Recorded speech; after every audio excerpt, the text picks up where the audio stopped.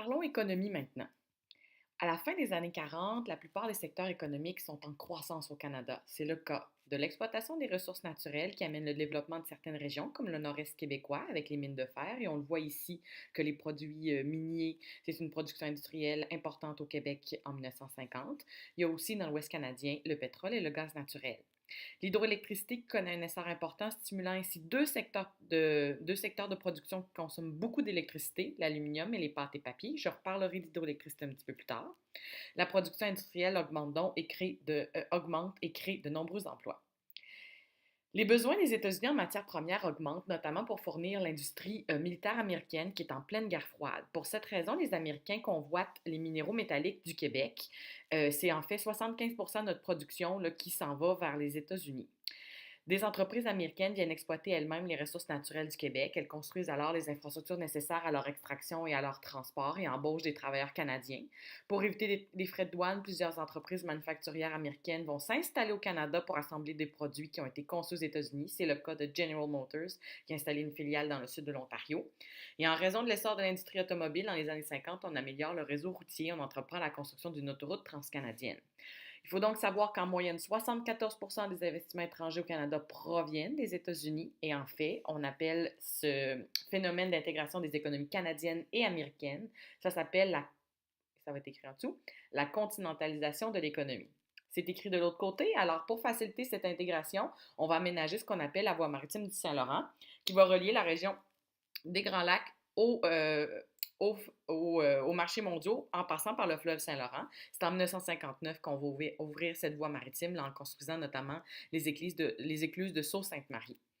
La majorité des marchandises qui circulent alors sur la voie maritime du Saint-Laurent sont des céréales et du fer. Donc ici, on embarque les céréales de l'Ouest qu'on envoie par le fleuve Saint-Laurent dans le monde. Et du Québec, on va embarquer du fer pour les envoyer vers les entreprises sidérurgiques qu'on retrouve dans la région des Grands Lacs. En fait, c'est l'exploitation des ressources naturelles au Québec qui contribue fortement au développement des régions éloignées, par exemple la Côte-Nord et le nord du Québec. La réduction d'impôts aux entreprises, notamment les entreprises américaines, donc qui vont s'installer dans ces régions-là, ça contribue à son développement et ça nécessite beaucoup de main-d'œuvre et crée de nombreux emplois. Ces régions occupées principalement par les Autochtones, bien, leur mode de vie va être bouleversé. Par exemple, il y a des entreprises américaines qui vont s'approprier des rivières à saumon pour y implanter des clubs luxueux privés, des clubs de pêche. Et on va aussi faire le développement hydroélectrique, j'en reparlerai encore aussi, le développement commence et va inonder de plusieurs rivières, ce qui cause le déplacement de communautés. Et ce qu'il faut retenir là-dedans, c'est que l'exploitation des ressources là, se fait sans leur consentement. De manière générale, les conditions de travail s'améliorent pendant la période d'après la Deuxième Guerre mondiale. On passe à une semaine de 5 jours, les salaires augmentent. On va même passer la formule RAND où on va prélever à la source la cotisation syndicale. Et ça vient du nom de l'arbitre de la Cour suprême, Ivan Rand, qui a tranché là, dans le cas du conflit qui opposait les employés de Ford à leur patron. Malgré tout, il y a plusieurs employeurs qui résistent et il y a Duplessis, qui est premier ministre du Québec à l'époque, qui entretient des relations étroites avec les entreprises privées, qui intervient souvent en faveur des entreprises privées lorsqu'il y a de conflits de travail.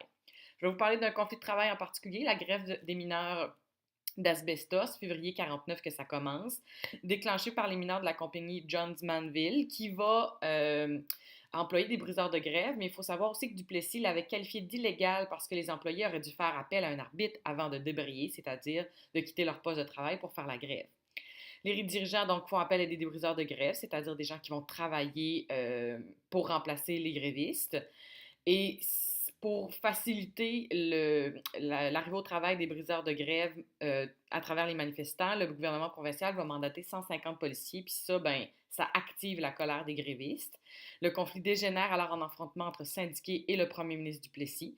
4 mois plus tard, les grévistes n'ont pas gagné grand-chose, mais c'est vraiment une victoire parce que c'est la première fois que le mouvement syndical a tenu tête au gouvernement.